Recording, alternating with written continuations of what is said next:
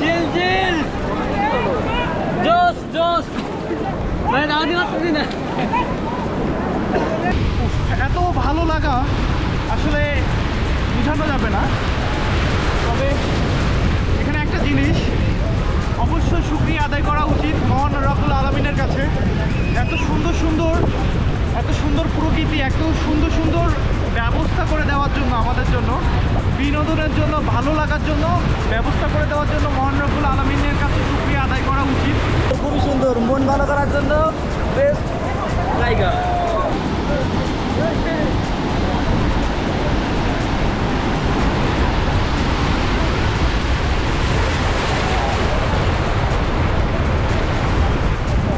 সমুদ্রের পানি আস্তে আস্তে বাড়তেছে, ভীষণ ভালো লাগতেছে।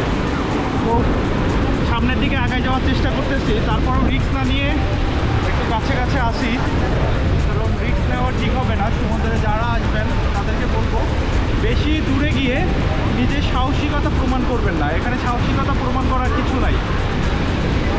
দেয়ার হ্যাভ নো কম্পিটিশন, যে আপনি এখানে এসে কোনো একটা কম্পিটিশন করতেছেন, অনেক দূরে চলে যাচ্ছেন। একটু আগে একজন মিসিং ছিল, তারা অনেক খোঁজাখুঁজির পরে খুঁজে পাইছে। সুতরাং এখানে এসে আপনারা ওই যে কম্পিটিশন করবেন না যে আমি আগে যাব, আমি দূরে যাব। এখানে এসে সুন্দরভাবে যতটুকু এনজয় করা যায় আপনি আপনার মতো এনজয় করেন, আমি আমার মতো এনজয় করতেছি।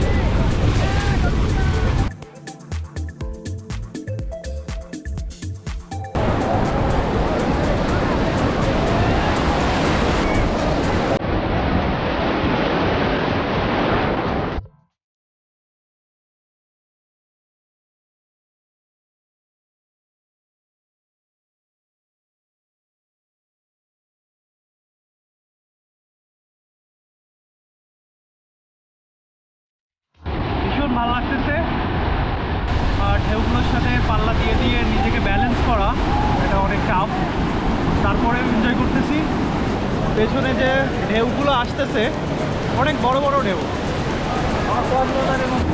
আমি একটু দেখাই, সবই আছে, ক্যামেরা আছে, মোবাইল আছে, নিয়ে আইছি। যদি আপনার পানির মধ্যে কিন্তু আপনি তো অটো ক্লিক করবেন না, অটো ক্লিক করতে করতে 100-200 বানাই ফেলবেন, এইটাই তো সমস্যা। না হলে তো ছবি তুলতে মন চায়। সব কিনে নেবেন আপনি, 22-10 লাস্টে গিয়ে আমি যে কতবার এই বিপদে পড়ছি, মানে কি বলবো আপনাকে, মানে লাস্টে গিয়ে কি হয়, হলো মনে করেন স্যার এতবার দিচ্ছেন হবে না, কিছু মনে করেন না, মাইন্ড করেন না, কিন্তু এইটা আমি পতেঙ্গাতে গিয়ে ফেস করছি, কক্সবাজারে ফেস করছি, কক্সবাজার থেকে ইনানি বিচে গিয়েও ফেস করছি।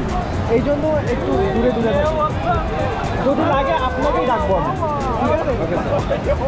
তো এখানে ছবি তোলার জন্য অনেক ক্যামেরাম্যান আছে হলুদ পোশাক পরা। এই যে আমার পেছনে ভাই আছে, তো উনি খুব ভালো, আমাকে ছবি তোলার জন্য বলছে।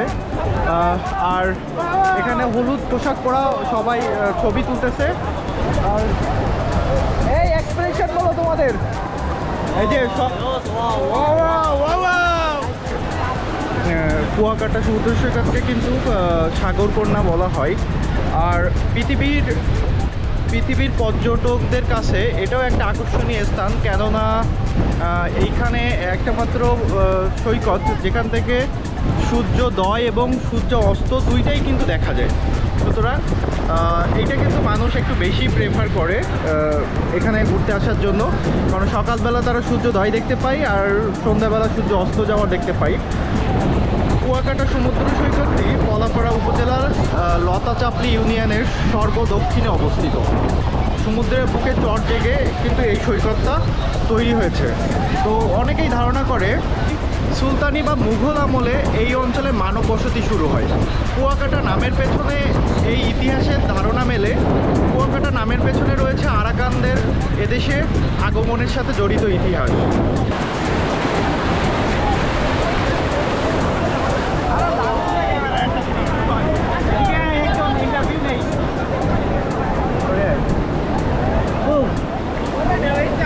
বিশাল বড়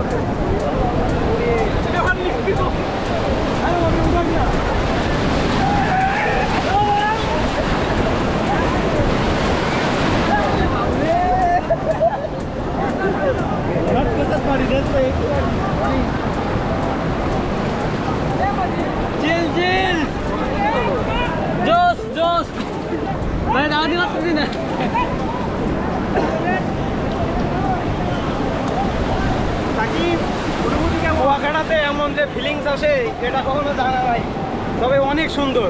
কেমন লাগতেছে? অনেক সুন্দর, মানে সব থেকে ভালো লাগতেছে আজকে।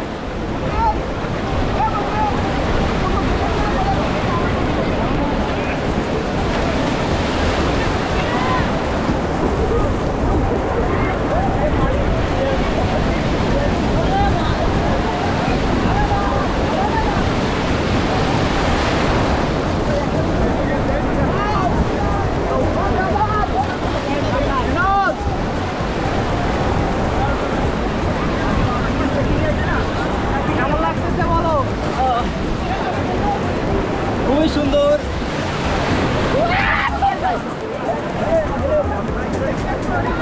কেমন লাগতেছে? খুবই সুন্দর, খুবই সুন্দর। মন ভালো করার জন্য বেস্ট জায়গা। কুয়াকাটার ডে ট্যুর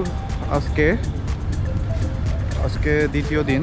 আজকে সকালবেলা বের হয়েছিলাম বাইরে ঘোরাঘুরির জন্য। ওইটার পরে এখন আবার যাচ্ছি সি বিচে একটু ফুটবল খেলার জন্য এবং গোসল করার জন্য। এই যে পেছনে পুরা আমাদের সাকিব ফেরেরি ফুটবল ফেরেরি গেঞ্জি। তো একটা ভাবসাব আছে, ফেরেরি ভাবসাব। আর এই যে পেছনে আমাদের বাকি মেম্বারগুলো। তো সি বিচে গোসল করে আমরা একটু ফুটবল খেলে আজকে হয়তো হোটেল থেকে দুপুর 1টার মধ্যে সাইন আউট করব। তারপরে বিকালে একটা সিএনজি ঠিক করছি। সিএনজিতে করে আশেপাশে কয়েকটা স্পট ঘোরার চেষ্টা করব আমরা। তবে আমরা কালকে অনেকেই ইনজুর্ড হয়েছি এখানে। বিশেষ করে আমি সবথেকে বেশি ইনজুর্ড হয়েছি। এই কারণে একটু সব জায়গায় কাভার করতে পারি নাই। শুধুমাত্র বিচ এবং বিচের আশেপাশে কয়েকটা জায়গা আমরা কাভার করতে পারছি। আর কুয়াকাটাতে ফার্স্ট ট্যুর ছিল, যে কারণে বুঝতে পারি নাই। সোজা আমি একটা জিনিস দেখাবো আজকে আপনাদের, বিচে এসে কীভাবে নামবেন, কোথায় নামবেন। কেননা সব জায়গায় কিছু কিছু জায়গা আছে যেখানে নামলে আপনি আহত হইতেই বাধ্য, আপনার লাগবে, একটু ব্যথা পাবেন। আমরা কালকে প্রতিটা মেম্বারই আপনার কোনো না কোনোভাবে ব্যথা পেয়েছি। আমার দুইটা হাঁটুতে খুবই খারাপ অবস্থা, দুইটা হাঁটুতেই। সুতরাং এখন রস ধরতেছে, ব্যথা লেগে এমন অবস্থা হয়েছে, মানে থেতলে গেছে এক প্রকার বলা যায়। তো রস ধরতেছে, তবুও যাচ্ছি, যেহেতু ট্যুরে এসছি। ট্যুরে থেকে তো হোটেলে বসে থাকার মানসিকতা থাকে না। এদিক দিয়ে কেউ আসেন, মানে সোজা তো এইটা হলো রাস্তা সি বিচে আসার। তো আপনারা যদি এদিক দিয়ে আসেন তাহলে প্রবলেম হবে কি, এসে দেখবেন যে যখন জোয়ার হবে তখন পানিগুলো অনেক উঁচুতে থাকবে। এই বরাবর এই যে মানুষটা দাঁড়িয়ে যাচ্ছে এই বরাবর পানিগুলো থাকবে। সুতরাং দেখেই মনে হবে এইগুলোতে আপনারা নেমে যাবেন। এই যে অবস্থা দেখেন, এইগুলোতে তখন নেমে যাবেন। আর নেমে যাওয়ার কারণে প্রবলেম হবে, এইগুলো যখন মানে পানির স্রোতগুলো জোরে স্রোত আসবে তখন এইগুলোতে কিন্তু আপনারা অনেক ব্যথা পাবেন। যেমন গতকালকে আমি পেয়েছি আমার এই যে হাঁটুর অবস্থা। তো গতকালকে কিন্তু আমি এইগুলোতে বাড়ি খেয়ে বা কন্ট্রোল করতে না পারার কারণে এইগুলোতে আমি বাড়ি খেয়েছি। কিন্তু এই স্পটটা যদি আপনারা অফ রেখে একটু বাম দিকে যান, এই দিকে গেলে কিন্তু এদিকে একটু কম আছে, কিছু জায়গায় বালি আছে। সেই বালিগুলোতে কিন্তু আপনারা সহজে মুভ করতে পারবেন, ওগুলোতে খুব একটা প্রবলেম হবে না। সুতরাং এটা একটা ইম্পর্ট্যান্ট ফ্যাক্ট, কারণ আপনারা যখন চলে আসবেন তখন সমুদ্র দেখে মনটাই চাইবে যে সমুদ্রের পানিতে নেমে পড়ার জন্য। প্রবলেম আছে যেমন বাইক, যদি আপনারা বাইক নেন তো বাইকের ভাড়া অনেক চেয়ে বসে। কিন্তু অটো, যেগুলো ইজি বাইক বলে, ইলেকট্রিক বাইক, এইগুলোতে উঠলে কিন্তু তখন আবার আপনার খরচটা কমে যায়। ভ্যানগুলো আবার যদি আপনারা কাছাকাছি কোথাও যেতে চান তাহলে কিন্তু ভ্যানগুলোর সাথে চুক্তি করে ভ্যানে যেতে পারেন। তো কুয়াকাটা ট্যুরের দ্বিতীয় দিন আজকে আমাদের। সবাই আমরা বিচে আসছিলাম গোসল করার জন্য, খেলা করার জন্য। তো এখন পানি অনেকটা নিচে নেমে আসে, এই জন্য আমরা নামতেছি না। তবে ভালো লাগতেছে, আস্তে আস্তে পানি ওপের দিকে আসতেছে। একটু আগেও এত দূর পানি ছিল না, অলরেডি এই পর্যন্ত চলে আসতেছে স্রোতগুলো। আমি যেখানে দাঁড়িয়ে আছি এখানে ধাক্কা দিচ্ছে, সুতরাং একটু পরেই আমি এখানে দাঁড়াইতে পারবো না স্রোতের কারণে, হয়তো বা আধা ঘন্টা এক ঘন্টা পরে। That's all for our Kuakata tour. পেছনে অনেক বড় বড় ঢেউ, দাঁড়াইতে পারতেছি না, সুতরাং আজকের জন্য আমরা সাইন আউট করবো। পুরো কুয়াকাটা ট্যুরে সাইন আউট হবে এখানে।